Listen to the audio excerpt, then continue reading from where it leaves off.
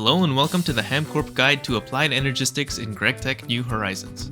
This is the second of a two-part guide meant for employees who want to fully understand how AE2 works in this mod pack. This video covers my thought process behind subnets, several examples of subnets, and some other niche uses of various AE components. Timestamps are, as usual, available in the description to divide the video into chapters. The first chapter covers this introduction and my assumptions about your GTNH and AE2 knowledge. The second chapter covers my thought process behind when to make a subnet. The third chapter covers several practical examples, and each example will have its own timestamp. The fourth chapter covers niche uses and techniques of various components. First, let me make a note of a few things. The current version of GTNH is 2.8.2. I accidentally said 2.8.3 in the last video. My bad. But anyway, I expect you to have seen the previous AE2 basics video, or to at least be familiar with all the common GTNH AE2 components. If you are able to make the simple networks described there, you will be able to follow this video as well. Let's first define what mainnet and subnet mean.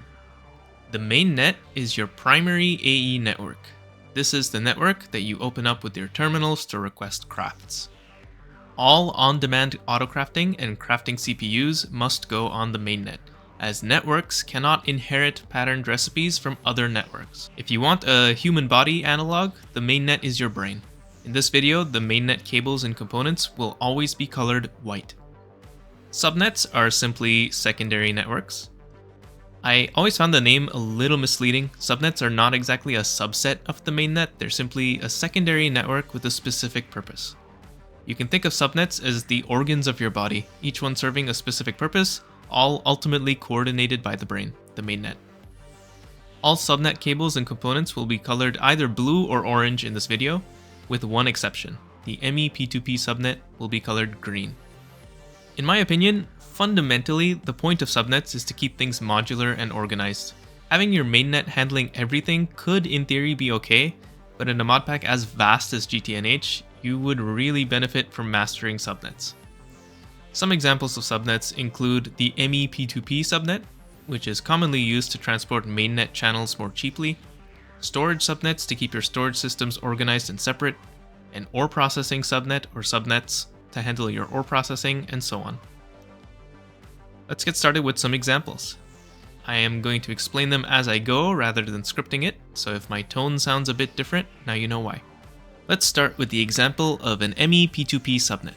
Before I can do anything here, I need to explain how P2P works, because I didn't do that in the previous video, and I don't want to assume that you know how it works. So I have here P2P tunnel redstone, which allows me to essentially teleport a redstone signal from one side to the other. So let me show you how this works. If I place a P2P tunnel redstone over here, and another one over here, and I link them by using a memory card or an advanced memory card, which I can show you how to do right now. If you use a memory card, you shift right-click the input, and you regular right-click the output. And what this does is it links the two P2P tunnels. You can also do this with an advanced memory card by right-clicking either of the P2P tunnels, and it gives you a UI, and you can swap between different things here. You can change the mode, bind to output, bind to input, copy input to output, unbind, and yeah, that's it. This is really nice for extensive networks, and I really recommend figuring out how to use this because it saves a lot of headache and a lot of running back and forth. Because with the regular memory card, you have to bind and then run across your base and then bind again. But here, you don't need to do that. So here I have a bound pair of redstone P2P tunnels. Remember that in theory, this could be 1,000 blocks apart. I just have it 5 blocks apart so I can show you what happens. So what this does is it takes a redstone signal from the input and it teleports it to the output. So this comes on, piston turns on. And if I turn this off on this side, the piston turns off. This applies to other things as well. There are many P2Ps you can use. There's GTEU, which has a 5% tax if you use it. There's ME interface P2P, which I'll show later on. There's items, so you can pipe items into one end and get them out the other end. there's light. You can transport light levels. There's fluids. These ones are bidirectional, which is pretty nice. So you can put things into the output and they will come out of the input. They also round robin between all the various outputs, so that's really nice. Well, maybe round robin is not the right word, but it's more like it evenly splits the fluid between all valid destinations. There's also the ME-P2P tunnel. This is the most important for this example. So let me swap this out. So here I have an ME-P2P subnet fully set up. On the left here, the white network is the main network. This in theory has, all your auto crafting stuff, everything else that you want on your mainnet. That's all here. Here I'm using a neutronium infused ME controller just so I don't have to power it. But over here I'm using a regular controller. It's still powered, and that is because of this quartz fiber cable. Quartz fiber does not allow the transport of channels across it, which means that these remain two distinct networks, but the quartz fiber allows you to transport power from one network to the other. So the white network is currently powered, and through the quartz fiber it is powering the green network. The green network is the actual subnet here. It's a separate network entirely. There is no sharing of channels, and that's why I painted it a different color. And on the far side here, we have a white network again. This is the same network as that. One common point of confusion I see when people set up their first P2P subnet is they call this section the subnet. This section is not the subnet. This is still mainnet. That's why it's white. This part is the subnet. On the green P2P subnet, I have two ME-P2P tunnels. These are currently unlinked, but you can see that there are still channels flowing through here because these are AE devices, so they require channels to operate. Those channels are provided by the green network.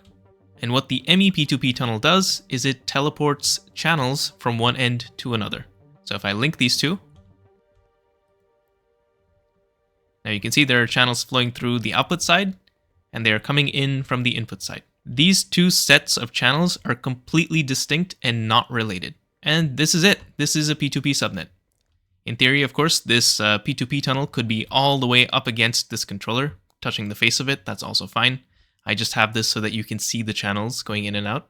So yeah, so this is the P2P subnet. If you want to expand this, it's as simple as adding more cables, making more inputs and outputs.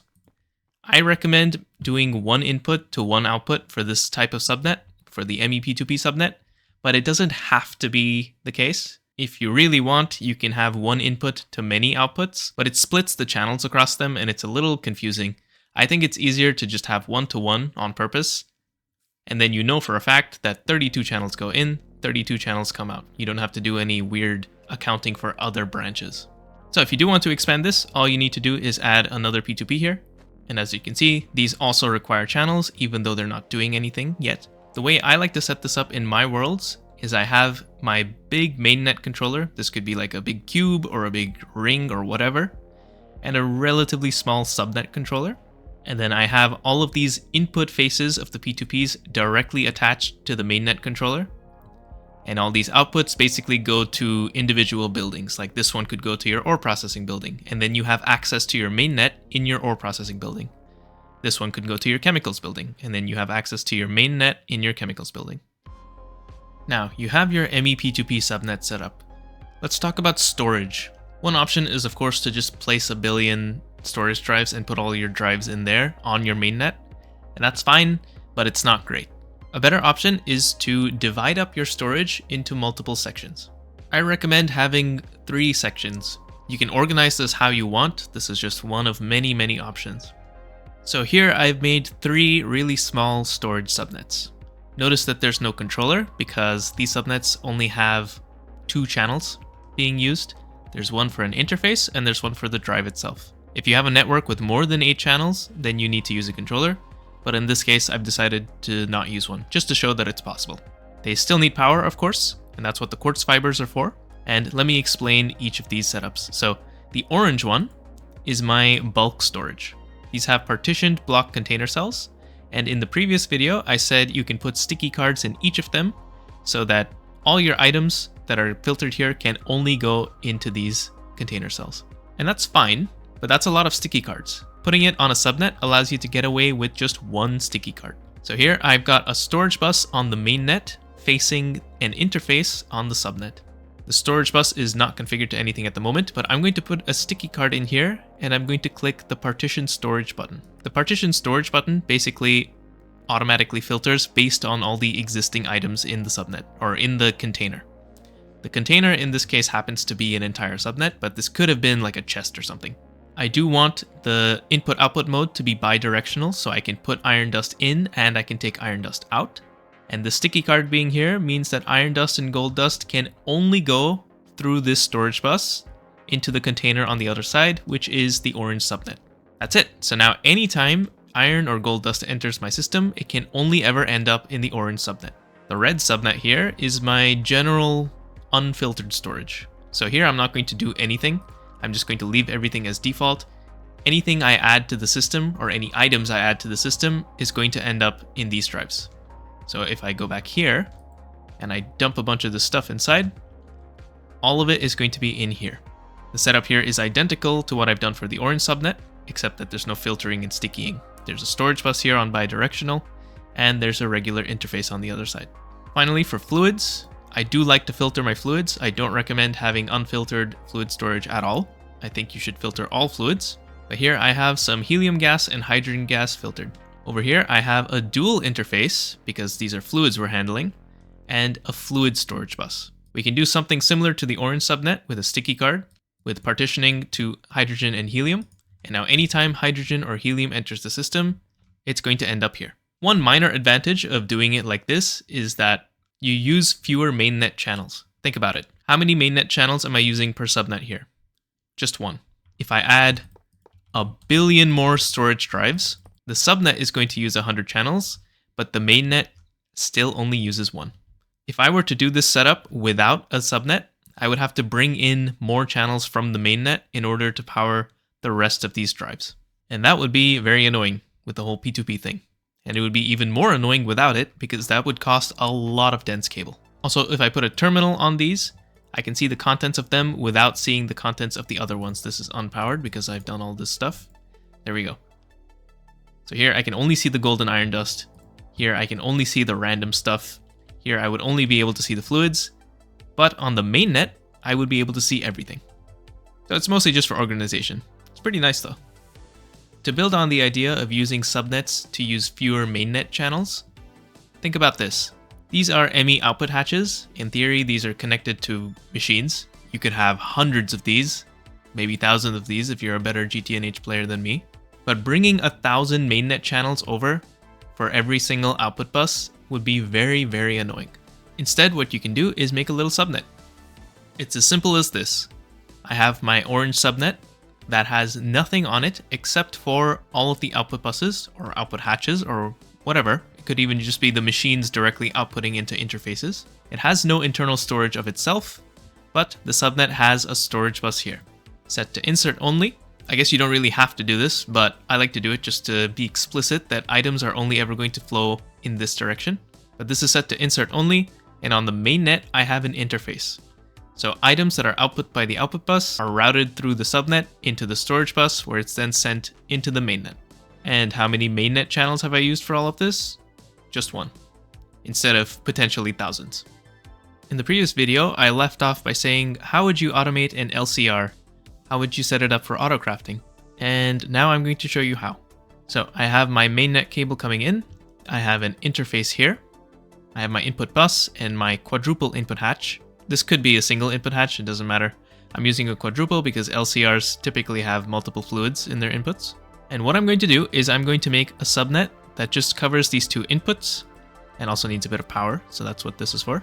And what I'm going to place here, kissing this dual interface will be another dual interface, and facing the input bus will be a storage bus, and facing the input hatch will be a fluid storage bus. And that's actually it. That's all you need. For some machines like the LCR, you may need to do a little bit more setup, like blocking mode, changing the blocking mode so that you don't have recipe conflicts. This thing is very, very prone to recipe conflicts, but you can also paint hatches and stuff now, so there are many ways to get around recipe conflicts. Anyway, what happens here now is in this bottom dual interface, the one on the mainnet, this is where your actual patterns go. I don't have a pattern on me, but this is where the patterns would go for your LCR recipes. And what happens is the items and fluids get pushed through this interface into the receiving subnet interface, and the subnet tries to store them somewhere. The only places for the fluids to be stored is the input hatch, and the only place for the items to be stored is the input bus. And then the machine is going to work, and then it's going to spit out an output, which you can honestly just send directly back to mainnet. Or you can use an output subnet if you want. There's a lot of ways to do this. At the end of IV, you unlock the assembly line. This is a multi that demands that the inputs go into specific spots. In order to automate this, we can use a subnet. So, quite similar to the LCR subnet, we have two kissing dual interfaces. The mainnet one is of course going to be the one that has the pattern, and the receiving interface is this time going to have an advanced blocking card inside of it. You don't need to touch anything else on the receiving side, but on the sending side, you do need to turn on blocking mode. Now what the advanced blocking card does is it exposes the contents of this entire subnet, so if there's anything inside any of these inputs, then the mainnet interface will be blocked. For the assembly line automation specifically, items need to go into specific spots like I mentioned, and we can determine where items are going to go by using priority. So from front to back, you want priority to decrease. So the storage buses near the front of the machine are going to have the highest priority, and the storage bus near the back is going to have the lowest. And you want to decrease the priority as you go from left to right. This way, when items enter the subnet, they're going to first fill up the first slots, and then the second slots, and then the third slots, and so on. For the assembly line specifically, you want to use ULV input buses specifically. This way, they can only have one item go inside, and then the next item gets sent into the next spot. If you use a better input bus, like an HV input bus, then 16 items are going to go inside here before the next one gets anything, and your assembly line is not going to work. So it is a hard requirement to use the ULV input bus. Well, I don't want to say it's a hard requirement, but it's strongly recommended to use a ULV input bus if you're going to automate it like this. This automation technique also works for infusion, Thaumcraft infusion. It needs a little bit more redstone logic to activate the infusion, take out the item, and so on, but this storage bus priority setup is also going to work for Thaumcraft infusion. Before you unlock the crafting input buffers and proxies, which are unlocked fairly late in the game, there are still ways to parallelize. So let's say you have a series of 5 bending machines. I just have the input buses here, but pretend these are the full multi-blocks. What you can do is you can use a P2P tunnel ME interface. You place one on each of the inputs. These could also be machines. These could also actually be assembly line subnets, something like this with the blocking card and everything. And then this is a whole assembly line. That also works. But to keep it simple, I'm just going to have the input buses. Just remember that this could be a subnet. This is basically just your input. And what I'm going to do is I'm going to connect these all up to my mainnet directly. I'm going to designate one of these to be the input, so this one, and all the others are the outputs. Now, if I encode and place a pattern in here, in the input, it acts as if every single one of these is an interface with that pattern in it, and when you make a request, it's going to round robin the inputs to all of these destinations. And you can keep expanding this as much as you want. You can add more P2P ME interface outputs as far as you want, and as long as you bind them to the one input, you just need to encode the pattern once, place it inside of this input, and the inputs will be round robin to every single input bus, or every single assembly line subnet, or every single, whatever, machine. It's pretty nice. That's one way to parallelize. Once you get access to the advanced stocking input bus and or advanced stocking input hatch, you can do even more. So let me get rid of this setup really quick and build the other one. So here I've used a subnet to set up a bit of parallelization. What happens here is there is another dual interface setup, kissing dual interfaces. Pattern, of course, as always, goes on the mainnet. The patterns are always going to go on the mainnet, so I'm going to stop saying that. Items are pushed into this dual interface on the subnet. This time, the items are stored. They're buffered in this ME drive. This can be filtered, this can be unfiltered. You can have fluids, you can maybe not have fluids, you can maybe only have fluids. It all depends on what machine you're actually parallelizing. But the most general case is you have fluids and you have items. So I have both here. Next, each of these advanced stocking buses goes to a machine. This could be a cutting machine, this could be a bending machine, this could be whatever you want, it doesn't matter. And all of these advanced stocking input buses have auto poll set to on. So what's going to happen is you're going to make a request on your mainnet of, let's say, 10 billion iron plates. All the iron ingots are going to get sent through this interface into the drives, and they're stored locally on the drive. And then every single vending machine is going to auto-pull the contents of the drive, which in this case is just the iron ingots. And so it's going to make your 10 billion iron plates and then send it back to your mainnet through, I don't know, an output subnet or whatever. This is just the input side that I'm concerned about in this example. This could also be, of course, advanced stocking input hatches. If you have access to the advanced stocking input bus, but not the hatch, what you could do is instead of having fluid storage here, you can add fluid storage buses to your system here. And then this leads to your input hatch on your multiblock. That's another way to do it. That's one of the coolest parts about AE2 and GTNH. There's just so many ways to do the same thing, and they all have their own requirements and use cases. It's awesome.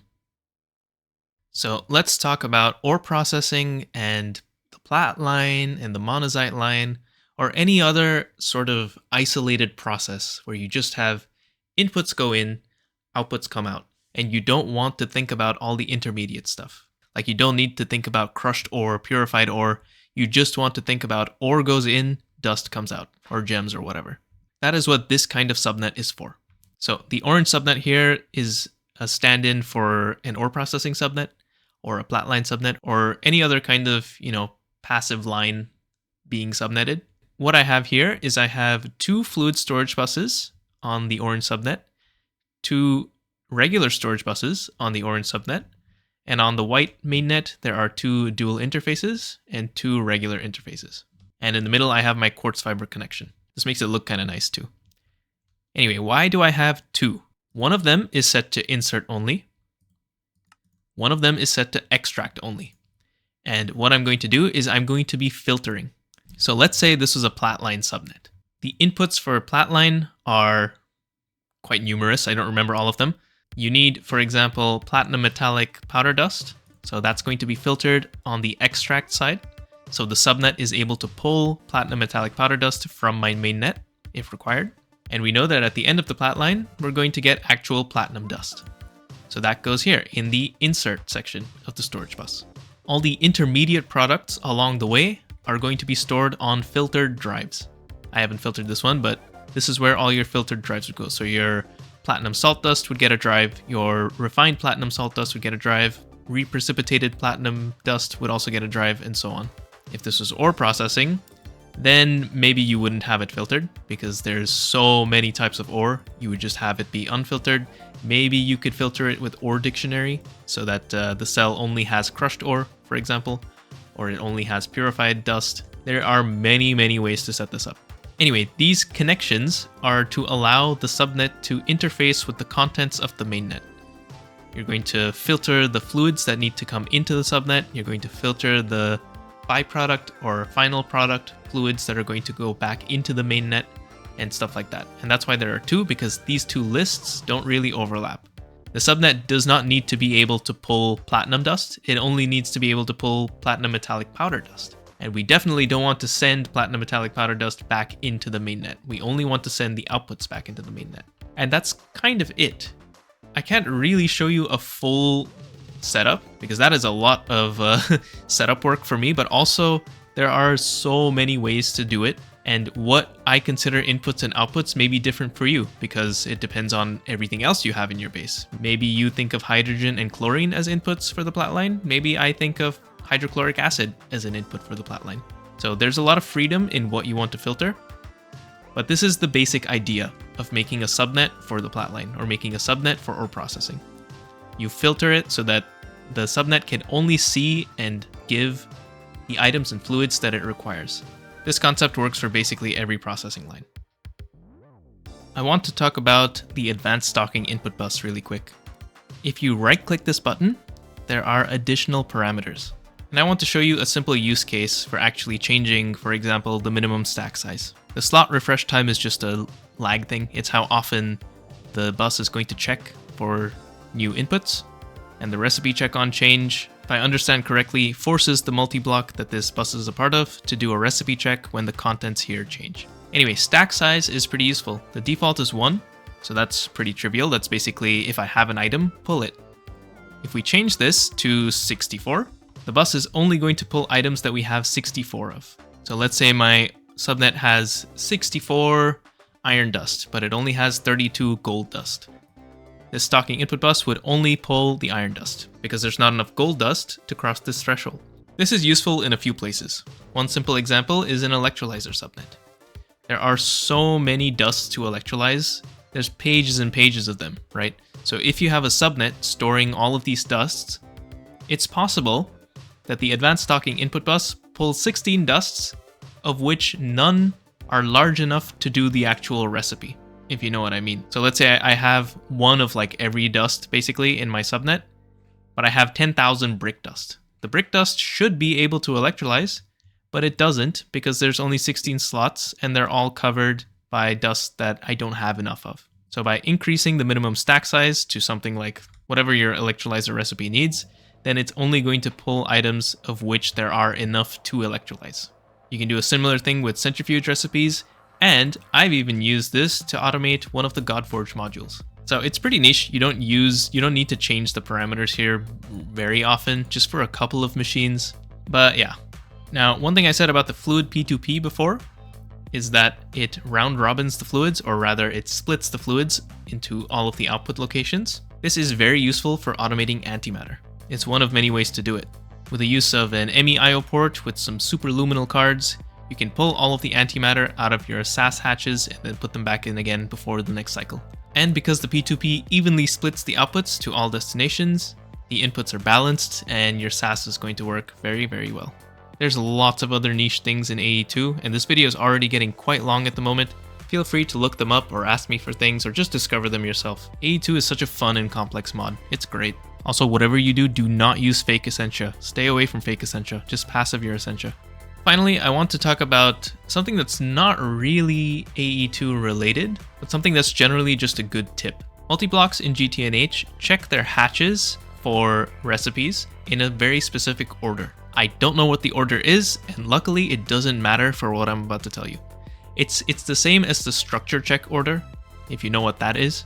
And in the past I thought it was top to bottom, front to back, then left to right, but I've also been told different variations of those.